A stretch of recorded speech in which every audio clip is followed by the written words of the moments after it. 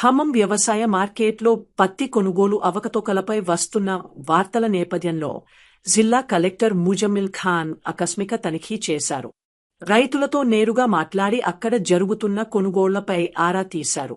అక్కడ జరుగుతున్న ఇబ్బందులను మరియు కొనుగోళ్లదారులు తేమ శాతాన్ని కూడా చెక్ చేయట్లేదని కలెక్టర్ దృష్టికి తీసుకెళ్లగా అధికారులపై తీవ్ర ఆగ్రహం వ్యక్తం చేశారు. ఇప్పటికైనా పనితీరును మార్చుకోకపోతే కఠిన చర్యలు తీసుకుంటానని హెచ్చరించారు. మీరు అన్నట్టు 8 నుంచి 12 ఉంటే ఖచ్చితంగా మేము కొంటాం. 12 కూడా 13, 14 వరకు ఓకే ఒప్పిస్తాం. కానీ మరి 20, 25 అంటే చూసుకోండి. మళ్ళీ क्या है MSP नीचे खरीदने को उनको राइट नहीं रहता. There is no right to buy below MSP ఎంతనే ఇప్పుడు 7,000 75-21 కి మరి 6,800 కి 9% కొన్నారు. ఎందుకు దానికన్నా ఎక్కువ కొంటారంటే వీళ్ళు ఓకేనే. MSP కన్నా కింద కొనడానికి హక్కు లేనప్పుడు ఎలా కొంటున్నారు వీళ్ళు? నెగోషియేషన్ అప్ టు పాయింట్ అండి. Negotiation up to point. We're very clear that we're on the farmer side. నడవకపోతే ఇంక మేము చేయాల్సింది మనం చేస్తాం. మళ్ళీ పద్ధతిగా ఉంటుందండి. We're here to accommodate.